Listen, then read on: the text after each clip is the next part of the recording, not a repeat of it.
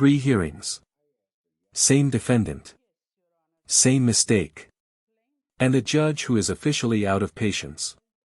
What started as a landlord-tenant dispute has turned into a courtroom tug-of-war filled with improper filings, changed captions, federal claims, and a dismissal filed by someone who isn't even the plaintiff. The judge already gave clear instructions: fix the paperwork or get a lawyer. Instead, we're back again, with more confusion and even more tension. The real question isn't just who's right about the property, it's whether the court is being played for time. Let's get into it. My grandmama died. I'm not going to allow you to continue to delay these matters. Is also another violation of No, you. you need to talk to me. I didn't interrupt you when you speak. Extend me the same courtesy. Okay? I was trying to, Are you almost done? yes, Good. to take us up. You did it again. The caption you just changed. May I show this to you? No, This, you did the same thing. Who filed this dismissal? we did. I did. You're not the plaintiff. I'm a counterplaint. Then how do you give me a notice of dismissal regarding this case That was and not sign it? This lady is back in court for the 3rd time doing the exact same thing wrong, like nobody already explained it to her. Judge Simpson told her to fix the paperwork and get a lawyer, and she came back with the same mess plus more drama. At this point, she's not confused. She just doesn't want to listen. The landlord's attorney keeps showing up ready while she treats the hearing like it's optional. Personally, if it were me, I'd be way too embarrassed walking back in there like that. Let's dive in. Good afternoon, Your Honor. Plaintiff Anthony Momena, appearing on behalf of plaintiff. Good afternoon, Your Honor. Azara Stafford. Your interpretation in this case. Your Honor, I'm not quite sure. Last time we appeared in the court had advised parties to reserve all the documents that had been served because of some last meetings the defendant filed. I haven't received any additional pleadings from them. We did file an answer to those pleadings. I do notice that I pulled the docket today, and there is, as of today, some reference to a dismissal with prejudice. I'm not quite sure what that would mean in this instance. The problem is, and you've not received any documents that you attempted. Nothing since the original delivery that I placed on the record.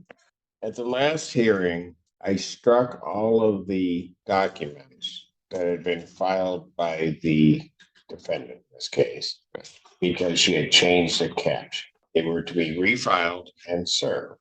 They were not. Was that done? Yes, Was that done?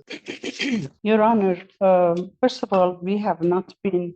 Ma'am, I asked a yes or no question. Yes, Your Honor, we served the plaintiff with the joinder we filed and in federal court we did. The plaintiff did not send us any pleadings. I have not received any complaint. I have not received, he has not followed the rule 5.108 of 7-day notice that he has to give me. He is in violation of professional responsibility, rule 7 and 8. We have not received any complaint, or he cannot produce proof of service to us, Your Honor. But we can provide proof of service that he was served by sheriff for federal claim. Let's try this again. The last time that you were here, I told you that you had improperly changed the caption on the pleading. I struck those pleadings, told you that you needed to refile them with the correct caption and serve them on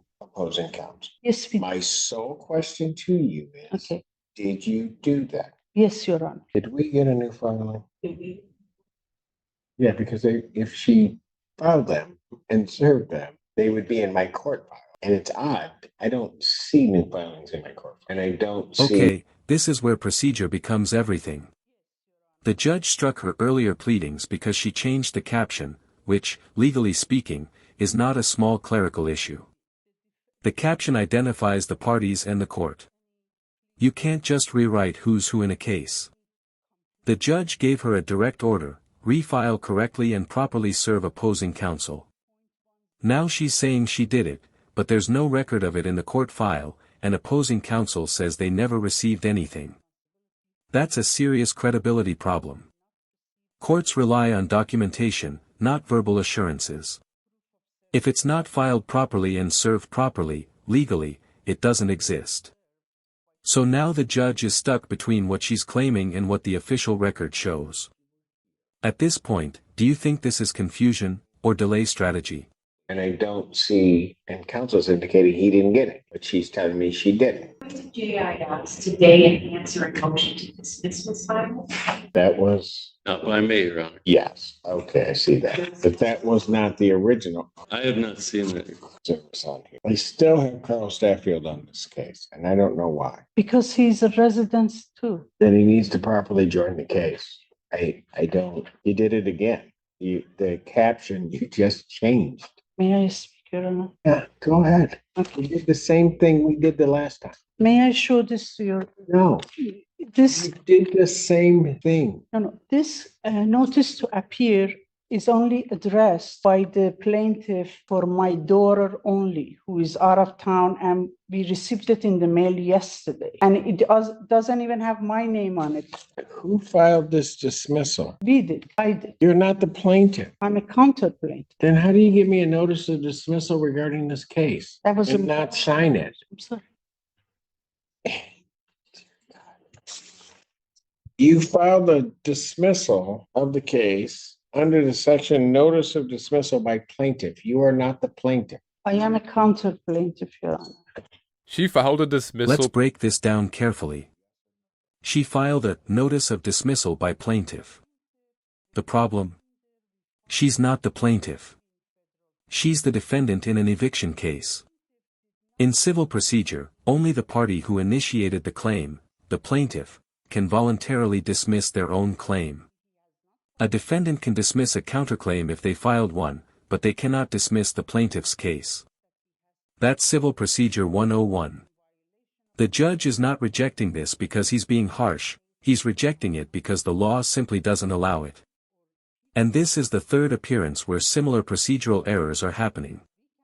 When a judge keeps repeating instructions and they're ignored, it signals to the court that the party either doesn't understand the process or refuses to follow it. If you were in her position, would you still be representing yourself at this stage? Filed a dismissal pretending she's the plaintiff when she's literally the defendant being evicted. That's not some clever legal move. That's not understanding what side she's even on. I mean, 3 hearings in and she still can't get this right. I just really don't think this is confusion anymore. I think she just refuses to take it seriously. I am not accepting any of these pleadings until you get the caption right.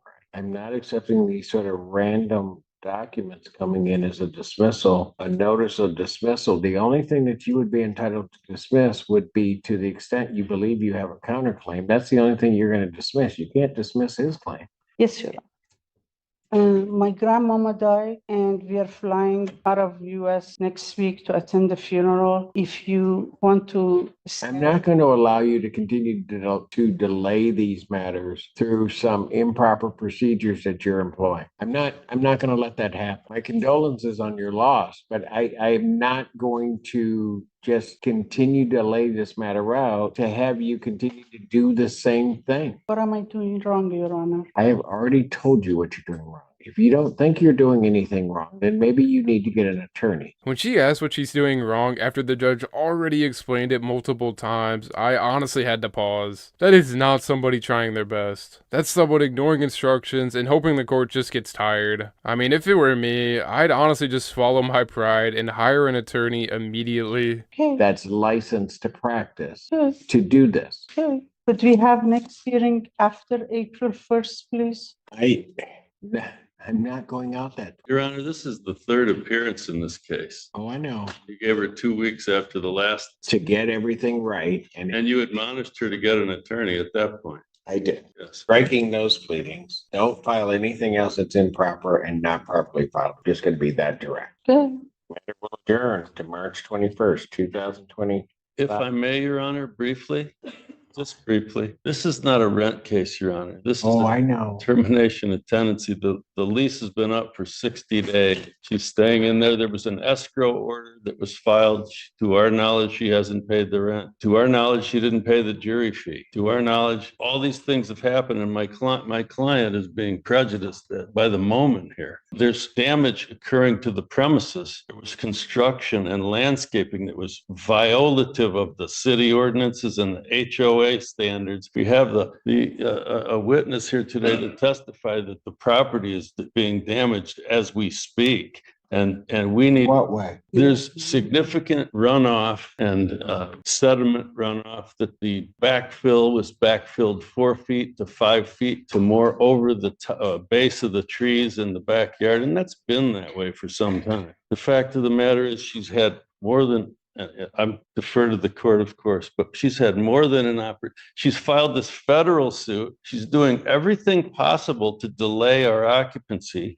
And I just don't think it's equitable or right. It's up, of course, your decision, Judge. Oh, I know. She knows well what she's doing to buy time here. And she served all these pleadings. She claims she doesn't have an attorney. I read the pleadings. They were drafted by somebody other than her, it appears. She hasn't followed one rule. She hasn't served me once correctly. The person that's named in the incorrect caption isn't even a tenant on the lease. I don't know where they came from here, but they're non-party. My clients had to pay me to come in here and deal with all this sort of thing. And they've joined us in a federal case that names almost verbatim the same cause of action that's named in this very counterclaim that the court struck and apparently dismissed with prejudice. All I would ask the court is that I possibly could get if she wants to appeal this, and I would pretty much bet she's going to when the time comes. Let's get that process started, if at all the court would go along with us. Let's get a judgment for possession entered. We can give them a little extra time if they want to put in the appeal period and get us our judgment. And then she can do what she's going to do anyway when she gets her day in court, according to her. She's been here 3 times. I've traveled from Oakland County. I'm sorry to hear that. 3 different, yeah, me too. 3 different times to be here, Judge. None of what she files makes any sense. And it's just not right on my client's behalf to let my client continue to suffer while they occupy the premises without any consideration. She's going to appeal this if we win, and we probably will. The point being, let her appeal. Let's get that process started if that's what she's going to do. Thank you, Judge, for listening. Yes.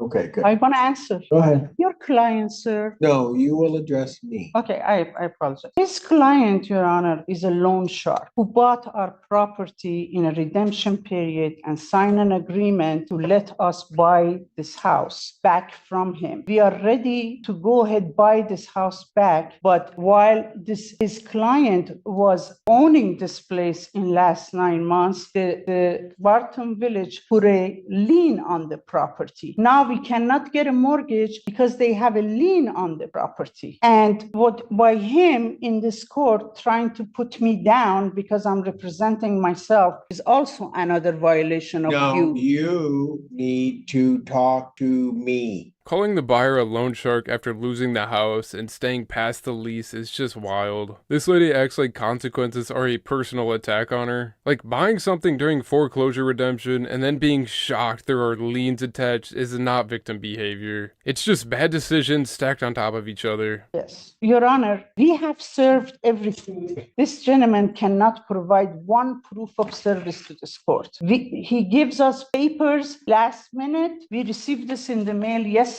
He did not serve us properly. That was the escrow order only. Okay. I'm sorry. Please don't interrupt me. Thank you very much. I didn't interrupt you when you speak. Extend me the same courtesy. Okay? This loan shark and his attorney are trying to... Are you almost done? Yes. To take us out of our home. And they put a lien on that house. So now we can't even get a loan to purchase the mortgage to purchase the property because it has a loan. Now he's asking us for the possession. We paid the rent, but the rental agreement is over. We want to buy the house. The lien doesn't let us buy the house, Your Honor. I would ask for one brief moment to respond to that, if the court wishes. Why are we doing this?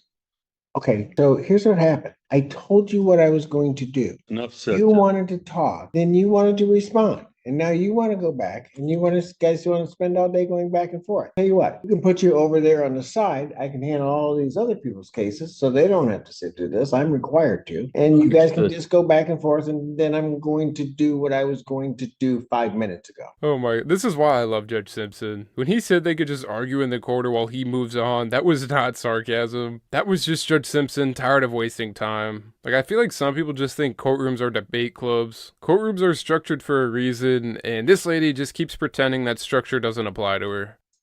Thank you, Judge. Hearing nothing else, March 21st, 2025, 2 p.m. You get the pleadings right or get an attorney in here. Thank you. Thank you, Judge. Ma'am, you're not gonna yell when you're in here. You're not gonna whisper under your voice. I don't operate that way. Understood? No. Understood. I heard you all the way up here. Have a great weekend. Thank you, Judge. Here's the big picture. This isn't just about late rent or a lease expiration. It's about procedure, possession, and credibility. The landlord's attorney is pushing for judgment for possession, arguing the lease expired, rent hasn't been paid, and property damage is ongoing. The defendant insists she intends to buy the home back but claims a lien is preventing financing. However, none of that matters if procedural rules aren't followed. Courts run on structure.